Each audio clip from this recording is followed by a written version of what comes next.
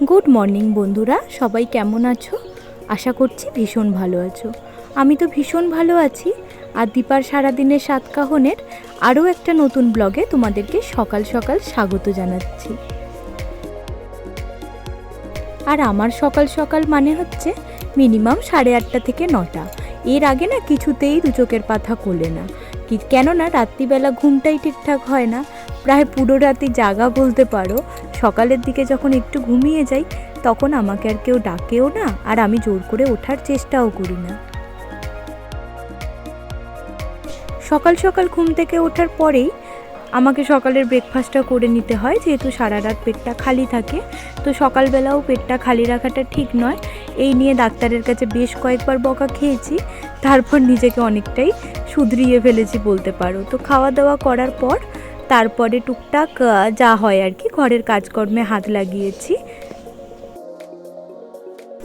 কাজকর্ম বলতেও সেরকম কোনো ভারী কাজকর্ম করা এখন তো আমার পক্ষে আর সম্ভব নয়। সত্যি বলতে কি, টুকটাক মাকে একটু সাহায্য করি। খুব খারাপ লাগে জানো তো, যখন দেখি মাকে পুরো সংসারের কাজ করতে। আমি যেহেতু বহুদিন ধরে পুরো সংসারটা সামলে আসছি, আর মায়ের নার্ভের সমস্যার জন্য মাকে কিছুই করতে দিতাম না। তো যখন দেখি যে মা একা হাতে সব কিছু করছে, তখন ভীষণ খারাপ লাগে, কিন্তু করার কিছু নেই। তবে এটা ভেবে মনকে সান্ত্বনা দিই, আর কিছুদিন মাত্র, তারপরেই মাসি চলে আসবে পরের মাস থেকে। আর আমার ডেলিভারি এবং ডেলিভারির পরের সময়টা মাসি থাকবে। তাহলে একদিক থেকে কি হবে, বোন এলে আরেক বোন তো খুশি হয়ই, তার সাথে সংসারের কাজের চাপটাও কিছুটা ভাগাভাগি হয়ে যাবে। আর তাতে কি হবে, একজনের উপর বেশি চাপ পড়বে না, শরীরের দিক থেকেও সুস্থ থাকবে। আমি যখন একদম ছোট ছিলাম, মানে একদম হওয়ার পরেই তখন আমার মা ভীষণভাবে অসুস্থ ছিল। আর সেই সময়টা না আমি মাসির কাছেই বড় হয়েছি। মানে একদম ইনিশিয়াল টাইমে মাসি আমাকে ছোটোবেলায় বড় করে দিয়ে গেছে, তারপরে গিয়ে মাসির বিয়ে হয়েছে। তো ভাবতে ভালো লাগে, এখন মাসির সংসারে সেরকম কেউ নেই। মাসির মেয়ের তো বিয়ে হয়ে গেছে, সে তার সংসার নিয়ে ব্যস্ত। আর তার সাথেই মাসি গোপাল টোপাল পুজো পাঠ নিয়েই থাকে। আর যখনই কারোর, আমাদের যে এই মানে ফ্যামিলি গ্রুপটা, এর মধ্যে কারোর এরকম কোনো সমস্যা হয়, মাসি কিন্তু ছুটে যায় তার কাছে গিয়ে থাকা করা, এগুলো কিন্তু মাসি ভীষণভাবে করে। আর মাসি ছাড়া না বলতে গেলে আমার মায়ের বোনেরা, দাদারা সবাই প্রায় অচল। মানে মাসি একটা খুঁটির মতো আমাদের কাছে। তো আমি তো ছোটোবেলায় মানুষ হয়েইছি, এখন সেই সুযোগটা আমার বাচ্চাও পাবে, সেও মাসির কাছেই আমার মতো করে বড় হবে। তো এটা ভাবতে কিন্তু ভীষণ আনন্দ হয় মাঝে মাঝে।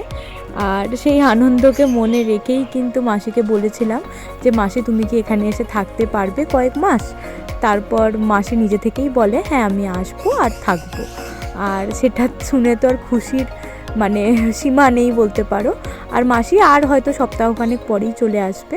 তো তারপর কি হবে, আর কারোর উপর অতটা কাজের প্রেশার আসবে না, সবাই সবার মতো করে করবে। তারপর আমিও যেহেতু এখন অনেকটাই অচল হয়ে গেছি বলা যেতে পারে, তো আমাকেও দেখতে পারবে। সব মিলিয়ে কিন্তু এটা অনেক বড় ব্লেসিং আমার কাছে। আজকে বৃহস্পতিবার, যদিও পুজো তো এখন আমি অতক্ষণ ধরে সময় ধরে বসে করতে পারি না, তাই মাই করে।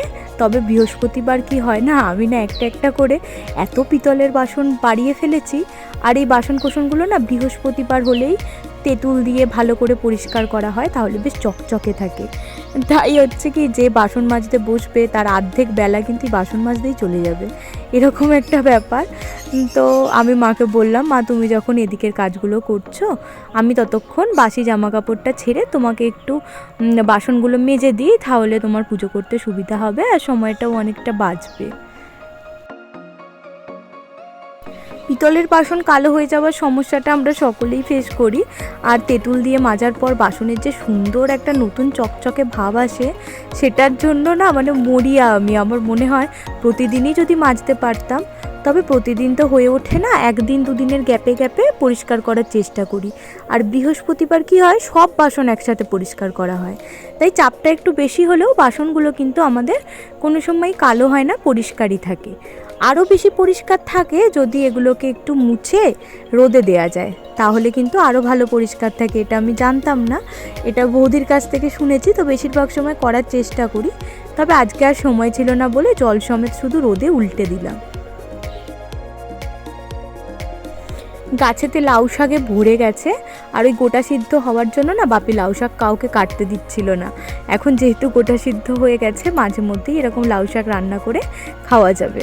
তো এই যে লাউ শাকের যে মানে কচি কচি ডগা বলতে পারো, যেহেতু বাড়ির শাক একদম মনের মতো করে মা কেটে নিয়েছে, আর এখন একটা শাক চচ্চড়ির জন্য কুটে রাখছে। গাছের শাকের একটা গুণ কি জানো, এই শাকগুলো বিনা সারে তৈরি হয়েছে। মানে আমাদের উঠোনে শুধুমাত্র বাপি দানা পুঁতেছে আর টুকটাক একটু আদ্র জল টল দিয়েছে, তাতেই কিন্তু এত ভালো ফলন হয়েছে। এতে কিন্তু বিন্দু মাত্র সার নেই।